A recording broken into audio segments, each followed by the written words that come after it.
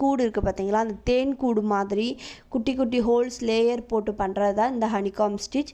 இதை எவ்வளோ ஒரு ஈஸியான மெத்தடில் பண்ணலான்னு நான் உங்களுக்கு வீடியோவில் தெளிவாக சொல்லியிருக்கேன். வாங்க வீடியோக்குள்ளே போகலாம். என்னோடய சேனலை சப்ஸ்கிரைப் பண்ணாதவங்க மறக்காமல் சப்ஸ்கிரைப் பண்ணிக்கோங்க. பக்கத்தில் இருக்க பெல் பட்டனையும் ப்ரெஸ் பண்ணிக்கோங்க. அப்போ தான் நான் போடுற வீடியோஸோட நோட்டிஃபிகேஷன் உங்களுக்கு வரும். Thank you so much friends. இன்றைக்கி நம்ம ஹனிகாம் ஸ்டிச் தான் பார்க்க போகிறோம். அதுக்கு இந்த மாதிரி திலகம் ஷேப் வந்து ட்ராயிங் பண்ணி வச்சுக்கோங்க.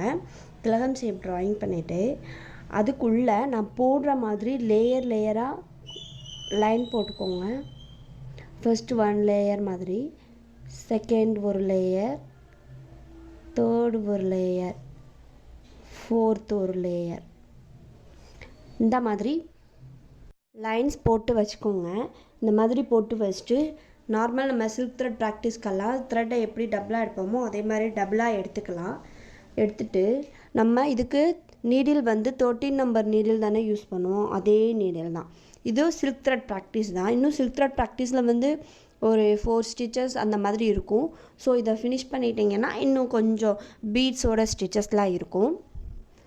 இப்போது இந்த திலகம் ஷேப்பில் அவுட்லைன் இருக்குது பார்த்தீங்களா, இந்த திலகம் ஷேப் அவுட்லைனை வந்து நார்மல் செயின் ஸ்டிச் போட்டு அவுட்லைனை வந்து ஃபஸ்ட்டு கவர் பண்ணிக்கலாம். பாருங்கள், எடுத்து பேக் செயின் ஒரு லாக் ஸ்டிச்சோடு ஸ்டார்ட் பண்ணிவிட்டு ரொம்பவும் சிறுசாகவும் இல்லை ரொம்பவும் பெருசாகவும் இல்லாமல் குட்டி குட்டியாகவும் போட தேவையில்லை, ஏன்னா அவுட்லைனை வந்து நம்ம கவர் பண்ணுறதுக்கு தான். இது போட்டு முடிச்சுட்டு நம்ம லாஸ்ட்டாகவே அவுட்லைனில் பீட் ஸ்டிச்சு கொடுக்க போகிறதுனால நமக்கு வந்து இந்த ஸ்டிச்சு அவ்வளோ தெரியாது. ஸோ நீங்கள் ரொம்பவும் குட்டியாக வேணாம் ரொம்ப பெருசாகவும் வேணாம், நார்மல் செயின் ஸ்டிச்சு கொடுத்து அவுட்லைனை கவர் பண்ணிக்கோங்க.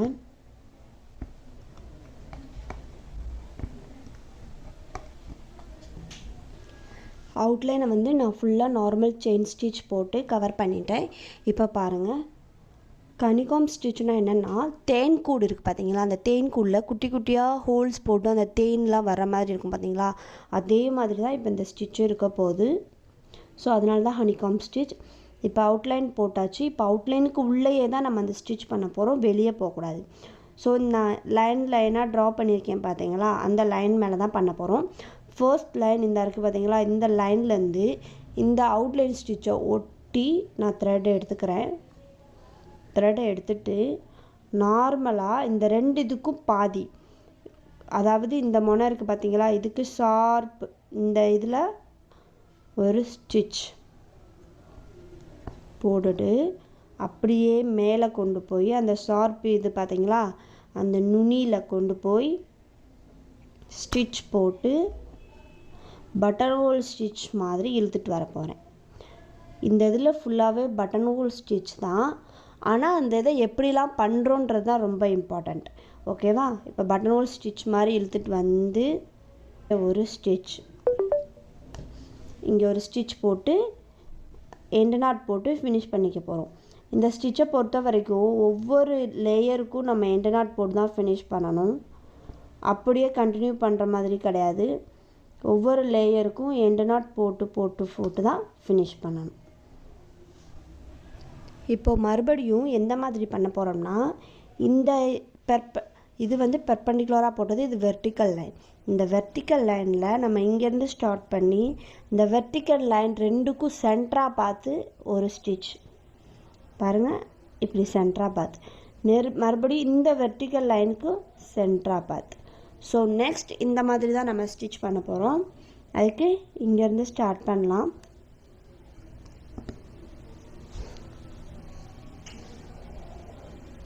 அதே முனையிலேருந்து அதை ஒட்டி ஸ்டார்ட் பண்ணணும், ஏன்னா 2ம் தனித்தனியாக தெரியக்கூடாது. அதுக்காக மறுபடியும் பாருங்கள், அந்த நான் லைன் போட்டு காமிச்சல அங்கே ஒரு ஸ்டிச்,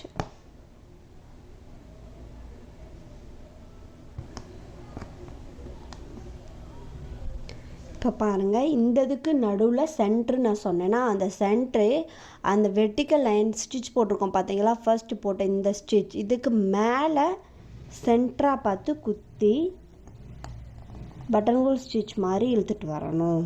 பாருங்கள், இழுத்துட்டு வந்து ஒரு ஸ்டிச், மறுபடியும் அந்த லைனுக்கு மேலே ஒரு ஸ்டிச் போட்டு இதுக்கு முன்னாடி அந்த ஸ்டிச்சுக்கு மேலே பண்ணும்போது அந்த ஸ்டிச்சுக்கு மேலே தான் குத்தணும். கீழே குத்துறோன்னா கீழே குத்தி இழுக்கும்போது பட்டன் ஹோல் ஸ்டிச்சுக்கு அதுக்கு இழுத்துட்டு கீழ் பக்கமாக வந்துடும். ஸோ அந்த ஸ்டிச்சுக்கும் இந்த ஸ்டிச்சுக்கும் ஒன்றுக்கு ஒன்று மெர்ஜ் ஆகாமல் சம்மந்தம் இல்லாத மாதிரி இருக்கும். ஸோ அதுக்காக தான் அந்த ப்ரீவியஸ் ஸ்டிச் போட்ட அந்த வெர்டிகல் ஸ்டிச்சுக்கு மேல் பக்கமாக குத்த சொல்கிறேன். நெக்ஸ்ட் இந்த இதுக்கு வந்து ஒரு எண்டு நாட் போட்டு ஃபினிஷ் பண்ணிக்கணும். எக்காரணத்தை கொண்டு ஸ்டிச் வந்து அவுட்லைனை விட்டு வெளியே போகக்கூடாது. அவுட்லைனுக்கு உள்ளேயே தான் போடணும். எண்ட் நாட் போட்டு ஃபினிஷ் பண்ணிட்டேன். நெக்ஸ்ட் அடுத்த லேயர்லேருந்து ஸ்டார்ட் பண்ணணும். ஸ்டார்ட் பண்ணி இப்போ நான் இதுக்கு ட்ராயிங் பண்ணலை, இதே தான் இந்த வெர்டிக்கல் லைனுக்கு சென்டர் பொசிஷன். அப்போ இந்த இடத்துல வரும். நீங்கள் ஃபர்ஸ்ட் பிகினர்ஸாக இருக்கிறனால அதை ட்ராயிங் பண்ணி கூட பண்ணிக்கோங்க. ட்ராயிங் பண்ணி பண்ணால் உங்களுக்கு ஈஸியாக வரும்னா நீங்கள் அதை ட்ராயிங் பண்ணி பண்ணிக்கோங்க. நான் ஃபஸ்ட்டு சொன்ன அதே மெத்தட் தான் இப்போயும். அந்த வெர்டிக்கல் லைனுக்கு போகணும், அதில் சென்டர் ஆனால் மேல் பக்கமாக குத்தணும். குத்தி பட்டன் ஹோல் ஸ்டிச் மாதிரி இழுத்துட்டு வரணும். வந்து ஒரு லாக் ஸ்டிச் மறுபடியும் பாருங்கள், இப்படி குத்தணும். அந்த ப்ரீவியஸ் ஸ்டிச்சுக்கு சென்டர் பொசிஷன் பார்த்து, ஓகேவா? ப்ரீவியஸ் நம்ம போட்டிருக்கோம் பார்த்தீங்களா, அந்த ஸ்டிச்சுக்கு சென்டர் பொசிஷன் தான் பார்க்கணும். இதுதான் சென்டர் கரெக்டாக வரும். அதை பார்த்து மேலே போய் அந்த ஆஃபாக அதை சென்டராக பார்த்து பிரித்து இழுத்துட்டு வந்து கீழே ஒரு ஸ்டிச். நெக்ஸ்ட் இந்த இதை குத்தி அந்த முன்னாடி இருக்கிற ஸ்டிச்சுக்கு பார்க்கணும் ஆஃப் பொசிஷன். அதுக்கு மேலே குத்தி கீழே அப்படியே இழுத்துட்டு வந்து ஒரு ஸ்டிச். ரொம்ப சிம்பிள் மெத்தட் தான். ஒவ்வொரு லேயருக்கும் நம்ம எண்டு நாட் போட்டு ஃபினிஷ் பண்ணணும், அது ஞாபகம் வச்சுக்கோங்க. பார்டரை தாண்டி அவுட்லைனை தாண்டி ஸ்டிச் போகக்கூடாது. இந்த மாதிரி ஒவ்வொரு ஸ்டிச்சுக்கும் நீங்கள் ஞாபகம் வச்சு பண்ணிங்கனாலே ஈஸியாக ஆகிடும். இந்த ஹனிகாம் ஸ்டிச் லாஸ்ட்டாக பார்க்கும்போது ஒரு ஹெக்ஸாகன் ஷேப் மாதிரி தேன் கூடு மாதிரி இழுத்து இழுத்து வரும். அதுக்காக தான் இந்த ஸ்டிச் இந்த மாதிரி ஹனிகாம் ஸ்டிச் சொல்கிறோம். லேயராக பிரித்து இந்த திலகம் ஷேப்பில் தான் போடணும், ப்ராக்டிஸ் பண்ணணும்னு இல்லை. எந்த ஷேப்பில் வேணால் நீங்கள் பண்ணலாம், ரவுண்ட் ஷேப்லேயும் பண்ணலாம். நான் ப்ராஜெக்ட் பண்ண டிசைன் வந்து அந்த ரவுண்ட் ஷேப்பில் தான் பண்ணியிருப்பேன். எண்டில் காமிக்கிறேன் பாருங்கள். இப்போ இங்கே வரும்போது இந்த லேயருக்கு நம்ம ரொம்ப குட்டியாக இங்கேருந்து ஸ்டார்ட் பண்ணி கூட இழுக்கலாம். பாருங்கள், நான் ஃபுல்லாகவே எண்டு ஃபினிஷ் பண்ணிடல. இந்த நடுவில் இருக்க லைனை விட்டுடுறேன், ஏன்னா இவ்வளோ கேப் தானே இருக்குது. ஸோ நான் அப்படியே இங்கேருந்து மேலே கொண்டு போயிடுறேன். பாருங்கள், அந்த லேயர் நம்ம பண்ணலாம், பண்ணாமையும் இருக்கலாம், உங்களோட சாய்ஸ் தான். லேயரோட கேப்பை பொறுத்து நீங்கள் பண்ணிக்கலாம். பாருங்கள்,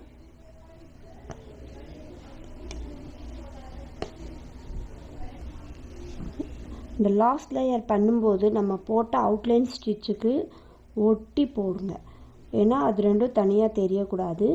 அதனால் அவுட்லைன் ஸ்டிச்சுக்கு ஒட்டி ஒட்டி போட்டிங்கன்னா அது அவ்வளோ தெரியாது. இங்கே கொஞ்சம் டிஃப்ரெண்ட்டாக இருந்தாலும் நம்ம பீட் ஒர்க் வச்சு கொடுக்கும்போது அது வந்து தெரியாது, அந்த டிஃப்ரென்ஷியேட்.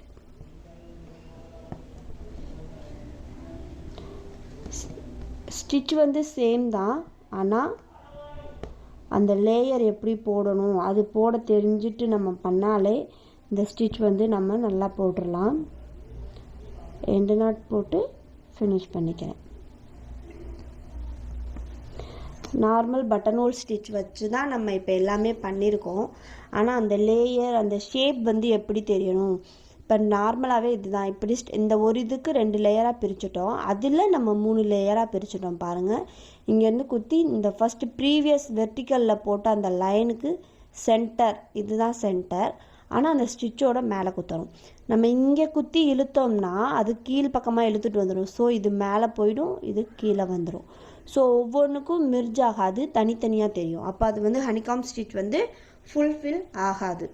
ஓகேவா? இப்போ அவுட்லைன் வந்து நான் பீட்ஸ் வச்சு ஆன்டிக் பீட்ஸ் சொல்லலாம். 2mm 3mm பீட்ஸ் எல்லாமே ஆன்டிக் பீட்னு சொல்லலாம். நான் இப்போது இதோட அவுட்லைனை வந்து 2mm ஆன்டிக் பீட், ஓகேவா? ஆன்டிக் பீட்னு சொல்லலாம். அந்த ஆன்டிக் பீட் வச்சு நான் அவுட்லைனை வந்து ஃபில் பண்ண போகிறேன். நார்மல் ஸ்டிச் வச்சு பின் பண்ணும்போது நல்லாயிருக்கும். ஆனால் அதுக்கு மேலே நம்ம ஸ்டிச்சஸ் வந்து யூஸ் பண்ணதுனால அங்கங்கே ஏதாவது நீட்டி தெரிஞ்சால் கூட இந்த பீட்ஸ் வச்சு நம்ம கொடுத்தோம்னா அப்போது அது கரெக்டாக ஆகிடும். எந்த ஒரு அதாவது பிசுறு சொல்லுவோம் பார்த்தீங்களா, அந்த பிசுறு வந்து தெரியாது. பர்ஃபெக்டாக அந்த டிசைன் வந்து பர்ஃபெக்டாக வர்றதுக்காகவே நம்ம இந்த பீட்ஸை வந்து அவுட்லைனாக கொடுத்து யூஸ் பண்ணலாம். சுகர் பீட் கூட கொடுத்து யூஸ் பண்ணலாம், நம்மளோட சாய்ஸ் தான்.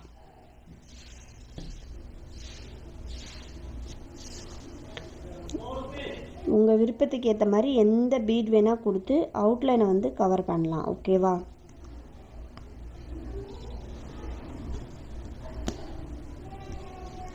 அங்கே எந்த ஒரு டிஃப்ரென்ஷியேட் தெரியக்கூடாது, அதுதான் ரொம்ப முக்கியம். நம்ம போட்ட ஸ்டிச் வந்து அசிங்கமாக அது மட்டும் தனியாக தெரிகிற மாதிரி இருக்கக்கூடாது. அதுக்காக இந்த பீட்ஸை கொடுத்து நம்ம அவுட்லைனை வந்து கவர் பண்ணிட்டோம்னா அந்த டிசைன் பார்க்க அவ்வளோ அழகாக இருக்கும். இப்போ ஃபுல்லாக அவுட்லைன் வந்து நான் ஆன்டிக் பீட் கொடுத்து முடிச்சிட்டேன். இப்போ பார்க்கும்போது பாருங்கள் எவ்வளோ அழகாக இருக்குது. உள்ள அங்கங்கே பிசுறு மாதிரி அந்த எண்டு நாட் போட்டு லைட்டாக தூக்கிட்டு இருந்தது கூட அங்கே தனியாக தெரிஞ்சிச்சு. ஆனால் இந்த பீட்ஸ் கொடுத்து நம்ம அவுட்லைன் கொடுக்கும்போது அது ஃபுல்லாகவே ஃபுல்ஃபில் ஆகிடுச்சு. எவ்வளோ ஒரு ஃபினிஷிங் வந்து பர்ஃபெக்டாக இருக்குது பாருங்கள். இதுதான் நான் ஹனிகாம் ஸ்டிச்சுக்கு பண்ண ப்ராஜெக்ட் டிசைன்.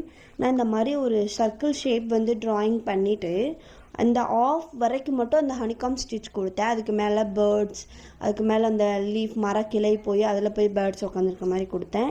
நான் பண்ண ஹனிகாம் ஸ்டிச் இது வந்து நான் பண்ண அந்த பேட்சில் வந்து ரொம்பவே டிஃப்ரெண்ட்டாக இருந்துச்சு. எனக்கு ரொம்பவே எங்கள் மேம் வந்து ரொம்பவே எனக்கு இம்ப்ரூவ்மெண்ட் நல்லா பண்ணியிருக்கீங்கன்னு சொல்லிட்டு எங்களுக்கு நல்லா இது பண்ணாங்க. இதுதான் ஹனிகாம் ஸ்டிச். ஒவ்வொன்றும் பாருங்கள் எந்த மாதிரி கொடுத்துருக்கேன்னு. அந்த ஸ்டிச்சை போட்டுட்டு அதுக்கு சென்டராக பிரித்து நான் இப்போ இங்கே வந்து குட்டி டிசைனில் பண்ணி காமிச்சதுனால அங்கே டிஃப்ரெண்ட்டாக தெரியும். இந்த மாதிரி பெரிய டிசைன் வந்து 25 போதும் பண்ணலாம். இதுலேயே நம்ம ரொம்ப வெரைட்டி இருக்குது. ஒரு ஆப்பிள் டிசைன் வரைஞ்சிட்டு அந்த ஆப்பிள் ஃபுல்லாகவே இந்த மாதிரி லேயர் வர மாதிரியும் நம்ம பண்ணலாம். உங்களோட க்ரியேட்டிவ் மைண்டு தான்.